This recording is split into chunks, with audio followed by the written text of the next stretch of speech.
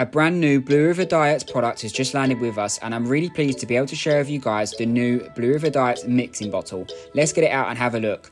You get these 2 cleaning brushes to be able to help you clean the bottle and the nozzle for hygiene, and then inside you also get this stainless steel mixing bowl as well to help you shake up all of the diet. Let's use some of our fruit and bug flavour to make a batch and show you. As usual, it's 1 part powder to 2 part waters. Make sure the lid and the cap are on properly and then give it a really good shake.